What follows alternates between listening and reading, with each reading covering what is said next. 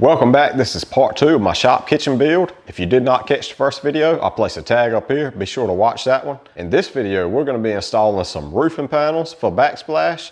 Then we're going to install some flooring above that and then trim all of that out in some ash hardwood molding. And finally, we're going to make and install some toe kicks and base molding. And down here we have some charcoal gray metal. This is actually roofing metal, but this is what I'm going to be using as my backsplash. I want the center rib of my first piece of metal to be dead center of the room. I have scissor truss in here, and it has a metal ceiling in here, and that ceiling has a rib on it also. So I just want to keep everything looking nice and neat. So I'm going to set my green line laser up, and this time I'm going to run 2 lines. I want to place that vertical line dead center of that top rib, and then I want to lower the laser enough so that I have a straight line to follow by down here above my countertops. I'm trying to put this metal up high enough that after I put the tile on here, I can still get my J-channel behind the metal. The J-channel is going to go up here and it's going to rest on top of the tile, and it's just going to make for a neater finish. Since I don't have a helping hand, I'm going to put some screws temporarily right under this line. I'm actually going to go along and put some marks because I need my laser to go up higher. Then I'm actually going to raise that laser up to 28 inches. That will be dead center of my metal. And with them 2 lasers, I'll put the vertical one dead center of this center rib. That's going to assure that this piece of metal is plumb or perfectly straight up and down. And then I'll run my screws by this horizontal laser, and that's just going to give me a perfectly straight, pretty row of screws. As I continue to work down the wall, I'm just getting the bottoms flush with the previous piece that I put up here. Run 1 screw in it and just check it for plumb. That's just gonna keep everything looking nice and neat the whole way down. I've got to make a cut behind the fridge. So the way I always like to measure, I'll measure up to the edge of one of these ribs, 43.5. Right to that edge. Then I'll measure from that same edge on this piece and I'm gonna cut and just do the same thing on the opposite end. DeWalt makes these shears, and you can put them in your drill or your drill driver. They are the best thing that I've seen for making straight cuts on metal that is affordable for a DIY person. They're linked below if you're interested in checking them out.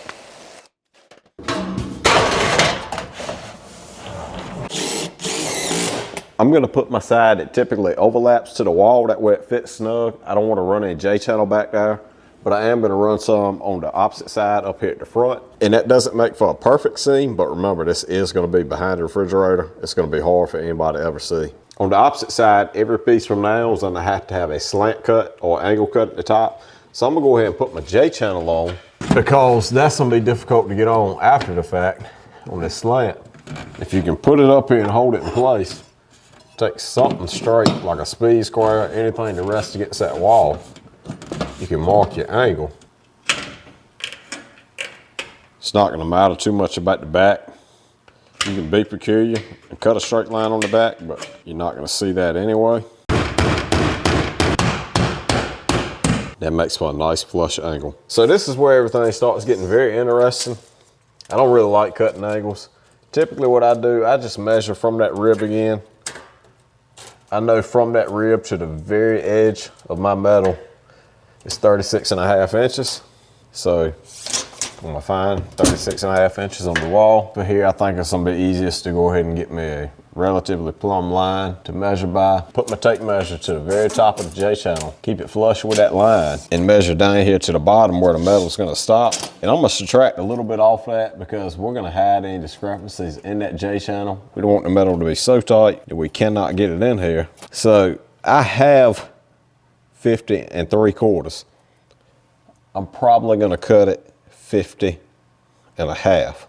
But I also need to find out how far over I go before I start cutting it. That looks like it's gonna be about 20 inches. So I measure over 20 inches from the edge, just like I did up there. And then we'll measure up 50.5 on the very outside. For cutting the cross ribs, I like using vinyl cutting shears. They work pretty good.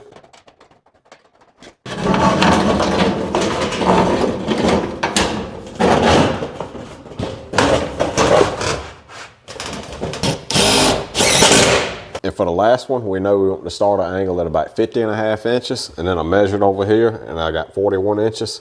So that is what I'm gonna measure and mark and cut this one to.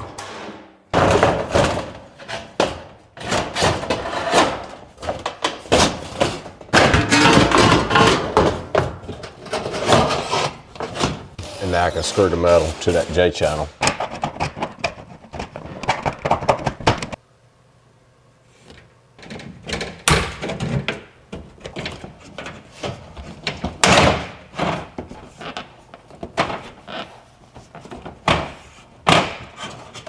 For the next piece so it joins a lot smoother, I'm gonna cut it back at an angle about 1 inch.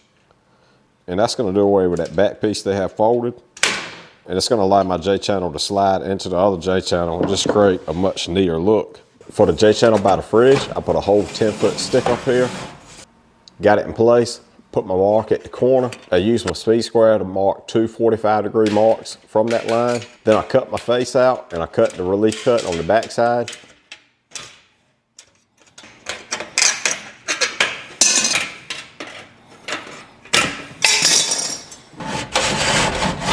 And I did the same thing again at the bottom corner, and that makes for an almost professional look. I've got the green line laser set back up, and I'm gonna use that as a reference guide to keep this J-channel as straight as possible the whole way across. I want my oven to be able to go all the way back to the wall, so I'm gonna cut these 3 ribs out and put a piece of J-channel above this. That way I can push the oven back about another inch. I got my mark where I want to cut it. I'm gonna use my level to put up here. And all I need to do is cut them 3 ribs out, and I can leave the rest of it here.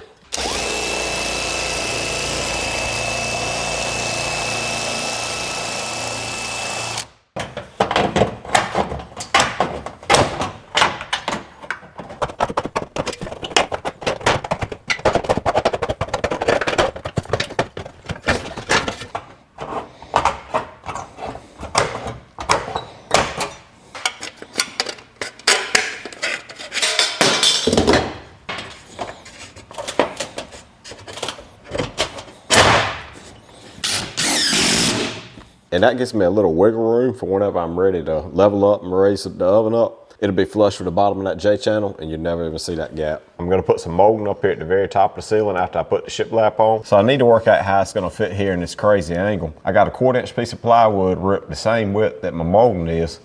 I'm gonna run it all the way down here to where I want the molding to stop. Put a mark at the top of the J-channel. I know I'm gonna cut that off. Then I'm gonna do the same thing at the center peak. Mark on that laser. That's gonna be the angle I want. This angle is so long, I don't really have anything to cut it with. Guess I can cut it in my bandsaw.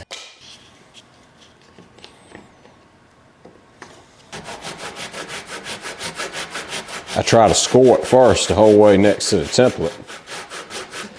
And that kind of gives it a little more of a guide to follow.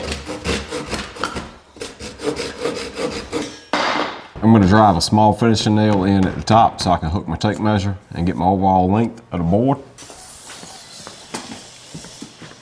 And that measurement is the overall length. It's from this tip to the far tip down there.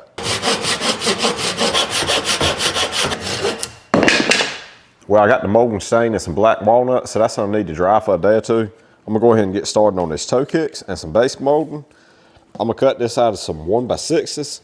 I'm gonna get my measurement for the toe kick and I'm gonna rip it just a little bit narrower than that because you're never gonna see it at the top anyway, and I don't have any issues getting it under here. Box store lumber isn't even gonna be close to finish quality, but luckily I have everything I need to mill lumber. A few passes through my joiner provide a dead straight edge. Then I can rip them in my table saw. First, the toe kicks are ripped to 3.5 inches. I just ripped the base molding the maximum width I possibly could.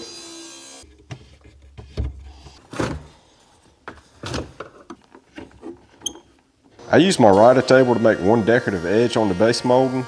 I believe the bit is called a base molding bit, but don't quote me on that.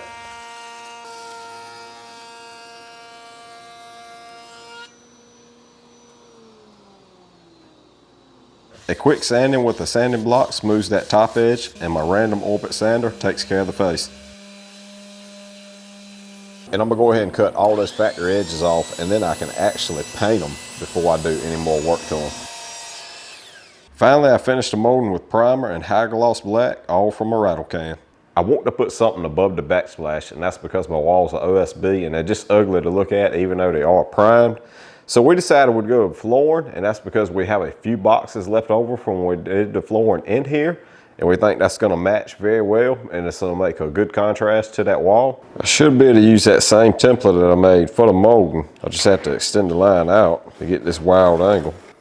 I'm gonna use my table saw to cut this large angle. I would advise against it, as this is very dangerous. I'd recommend a bandsaw, but my bandsaw was a little under the weather at the moment. Since I have this OSB back here, it's gonna make it a lot easier to fasten this floor. I'm just gonna use brad nails. When I get to the end here, I want to be sure that I don't cut my lip off my piece that I'm gonna put up here. So I'm gonna have to take a measurement, and I cut it a little short because we're gonna have some molding to hide everything. So the flooring has that lip on it, and we don't want to cut it off. We want that to interlock. So we're going to measure from that. I had 27.5 inches. I'm actually going to measure from the face of it, not from the lip that sticks out. And I'm just going to use that template again. You could use that scrap piece we cut off the first time. Either one's going to have that angle that we want. I didn't nail this last one in here tight, so I'm able to pull it back, interlock the tongue and groove. And it's just a whole lot of rinsing and repeat from there. I will tell you, use the minimum amount of nails possible while you're putting everything up here. That way you can kind of flex the flooring and get it to lock into place. If you put too many nails in it at first, you just can't get the tongue and grooves to align perfectly. And then after you get everything in place, you can go back and put a few more nails in it. It really shouldn't take many to hold it up, especially being that there's going to be molding around the edges. And now for these trim boards. These boards are ash hardwood. They're very grainy, kind of like oak is. And I've stained them in some dark walnut stain. They're very pretty, very attractive. This is the same board and stain that we've used for all of our trim work up here. I'm gonna try to get both pieces up here and get them aligned at the center and nail them there, because that's gonna be the most exposed viewpoint of the trim. And I want that to look the best possible.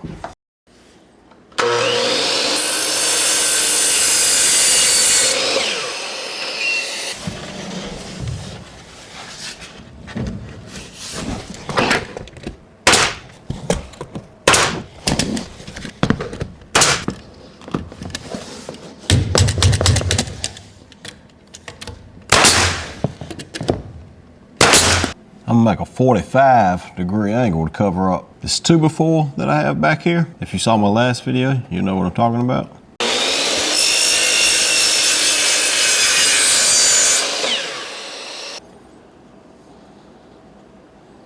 I'm gonna go ahead and assemble that first with some brad nails. Just watch those fingers.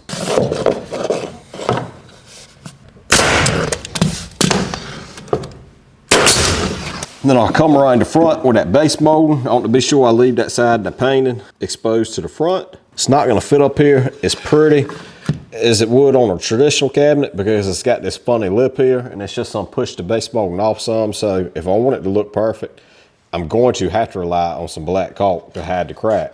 Those 2x4s stick out a little bit proud, so I'm gonna take my oscillating tool and cut them off.